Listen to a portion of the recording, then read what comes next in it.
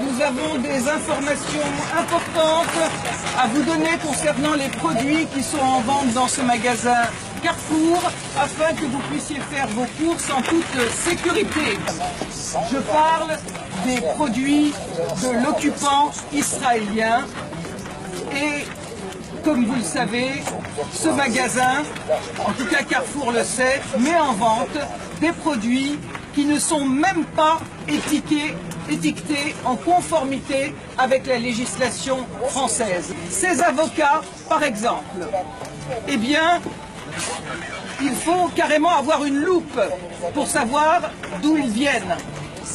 Contrairement aux avocats du Mexique, pour lesquels il est indiqué sur l'ardoise, comme l'exige la loi Origine Mexique, en caractère aussi gros que le prix, eh bien pour ces avocats-là, sur l'ardoise, figurez-vous qu'en face d'Origine, il y a marqué « Voir emballage ». Et pour voir emballage, eh bien, il faut avoir une vue très perçante pour arriver à détecter le mot Israël.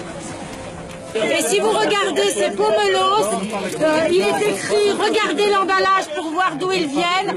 Et il faut vraiment, comme l'a dit ma camarade, avoir une loupe pour voir écrit dessus « Israël ». Ce n'est pas écrit sinon. Et l'État d'Israël viole les droits des Palestiniens tous les jours, maltraite des enfants, arrête des enfants, arrête des adultes, assassine.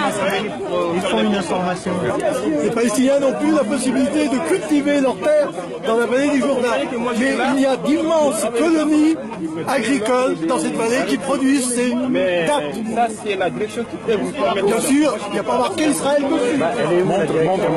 Elle est où la direction? Le boycott d'Israël, tant que cet État foulera au pied les droits les plus élémentaires du peuple palestinien, est une action efficace, pacifique et non violente. Au XXe siècle, Gandhi en Inde, Nelson Mandela en Afrique du Sud ont prôné le boycott pour mettre fin à l'apartheid. Ce qui vaut pour le client vaut aussi pour le marchand. Un commerçant responsable, c'est quelqu'un qui ne vend pas, qui ne propose pas les produits de l'horrible apartheid israélien. Il faut arrêter le chantage à ça n'a rien à voir avec la religion, même si Israël attaque régulièrement l'esplanade des mosquées et la mosquée El-Aqsa pour faire croire qu'au lieu d'un vol de terre, c'est un conflit religieux. Eh bien, il faut que Valls et le CRILF arrêtent de mentir et de faire croire que tous les juifs sont d'accord avec la politique criminelle israélienne. Ils ne sont pas invités sur les plateaux de télé et en plus, ils sont pourchassés ici en France et en Israël par cette fameuse démocratie qui emprisonne les dissidents, les juifs israéliens qui refusent par exemple, comme cette courageuse Tahir Kamener, qui est en ce moment en prison, qui a 19 ans, qui refuse de servir dans l'armée d'occupation. Et aussi, vous avez Ezra Naoui, qui est un Israélien juif qui est en prison à l'heure actuelle en Israël parce qu'il milite dans des associations de défense des droits de l'homme et des droits des Palestiniens